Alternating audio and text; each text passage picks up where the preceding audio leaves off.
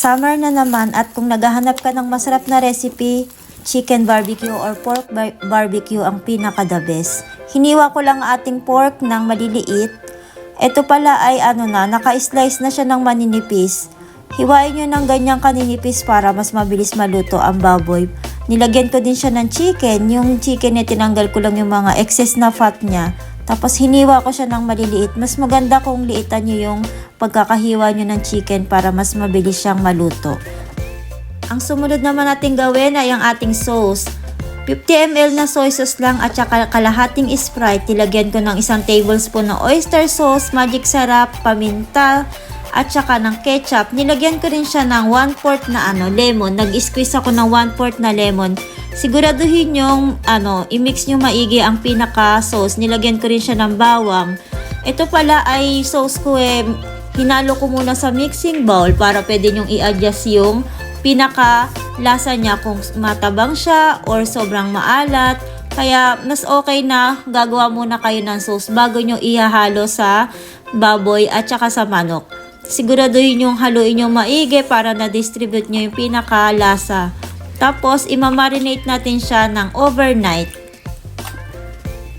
Pero kung nagmamadali kayo, ay pwede na rin 3 hours. Depende sa inyo. Ito palang skewers natin ay binabad ko siya sa tubig para hindi daw siya masunog agad. Tapos, tinuhog-tuhog ko lang siya sa stick hanggang sa mapuno. Depende naman yan sa inyo. Yung sa akin naman hindi naman pang tinda, pang bahay lang. Ganon din yung ginawa ko sa ating manok. Tinuhog-tuhog ko lang din hanggang sa mapuno. O diba, napakadali lang. Gumawa na rin ako ng sauce. Yung para sa basting natin, soy sauce at saka ketchup, magic sarap at saka lemon. Nag-squeeze din ako ng 1/4 na lemon. Gumawa rin ako ng sarili kong vinegar na sauce. Yung vinegar na sauce ko ay bawang, sibuyas, asukal, konting salt, at saka ng black pepper. Wala ditong fresh na sili. Dry lang ang sili dito kaya ayan lang yung ginamit ko. Ang sumunod naman natin process ay ang ihaw na natin siya. Para sa akin, mas magandang gumawa ka ng sarili mong sauce. Mas malasa siya at mas magandang tingnan at mas malinis. Ipahid-pahid nyo lang siya. I-grill nyo lang siya ng 2 to 3 minutes.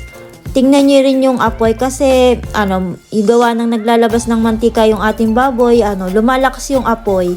Kaya bali-balik rin nyo lang, tiyaga-tiyaga talaga. O diba mas maganda yung color kapag gumawa ka ng pang basting niya or pang brush.